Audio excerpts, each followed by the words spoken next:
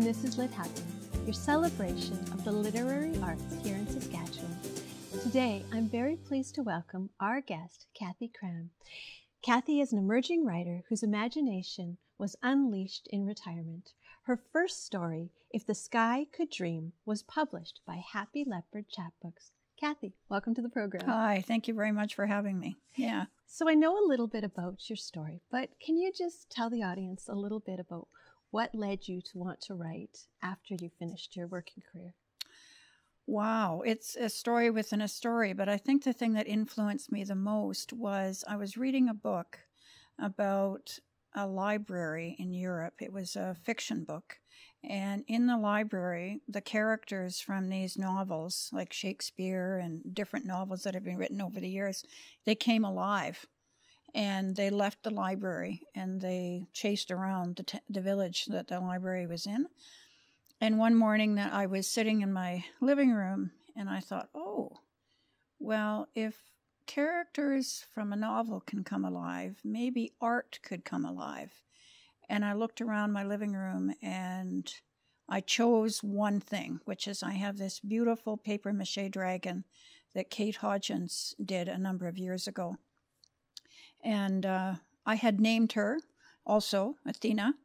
And so she became sort of the central character of the story. And when I launched the book in May this last year, it was fascinating to see people's response to the story. And one woman who didn't know me at all said, "Is that story really your story, Kathie?" And I thought, wow, she really got the story. It's actually a story for adults.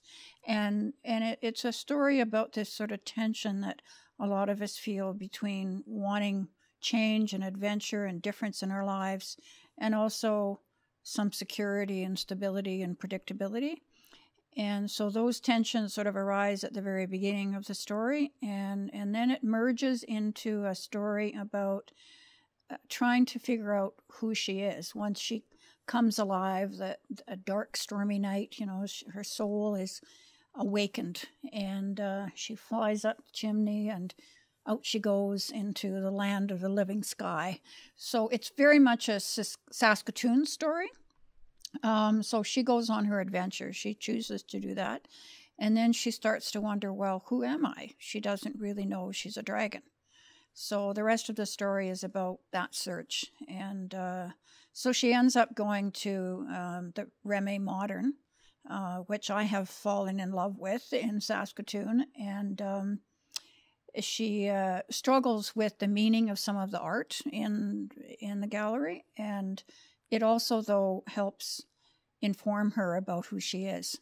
So as odd as it might sound, the story is actually for adults. It had lots of appeal to kids.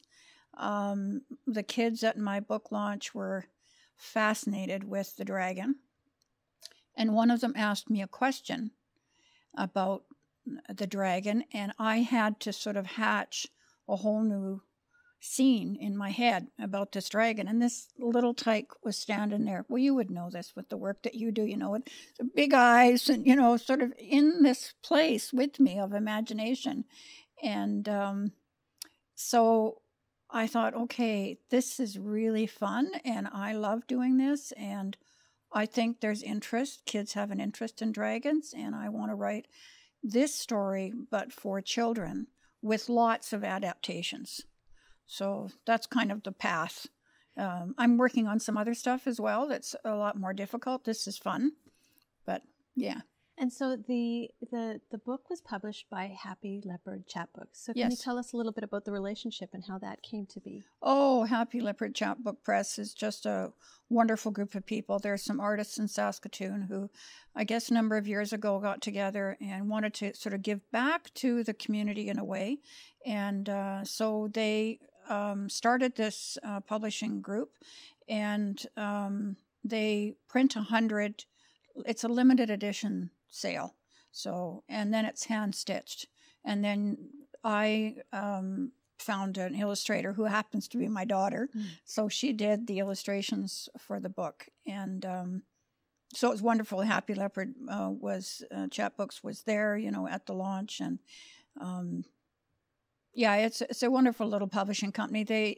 I think they're on a little bit of a hiatus right now because it's fairly labor intensive to take these little books and hand stitch them and get them all printed up and everything. So yeah, but it was a great experience working with them. They assigned an editor for me, and to tell you the truth, when I heard that I had an editor, I thought, whoa, that's weird. Like I never thought I would do that. This wasn't part of any big plan for retirement. So it feels really good. And now I'm working with a group in Regina, your Nicholsworth.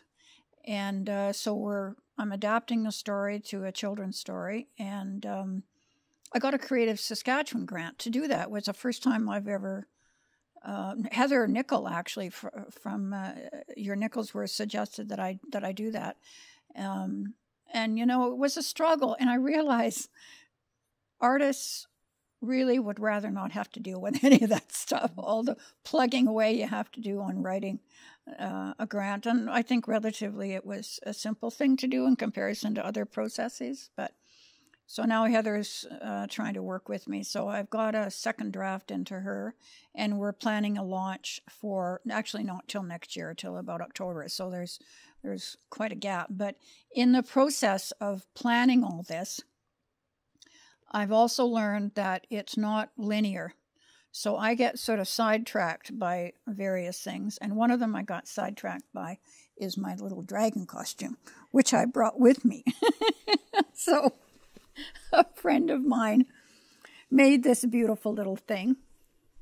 It's a little bit of a chore to get on, so I'm not going to try it on, but you'll see that it's a really beautiful kind of khaki green, and it's got little red horns here and a long beautiful tail. There's the tail, and then these beautiful sort of transparent wings. So she did this for me in October. And the book isn't launching till next year, right? But I was so excited about, I actually got this from you when you were talking about when you're telling a story or reading your story, you need to create a magical place. And so I thought about that, what you said, and I thought, what's one way that I can create a magical place when the little ones come and sort of hear the story? And I thought, I'll dress up as a dragon. And I love dressing up. So, in different characters, right? So that's kind of where the little dragon thing comes from. Yeah. Well, Kathie, thank you so much for all you've shared. We run out of time already. Oh, my goodness. So it's been such a delight to hear your story. And we look forward to the next incarnation of the story. And thank you so much for being here. Thanks very much. It's been a real pleasure. That was Kathie Cram. I'm Danica Lorer, and this has been Lit Happens. You can find past episodes on YouTube. You can find me on Facebook or Instagram. And if you have an idea for a story or something you'd like to share, you can email me at danicalore@gmail.com. Thank you for watching.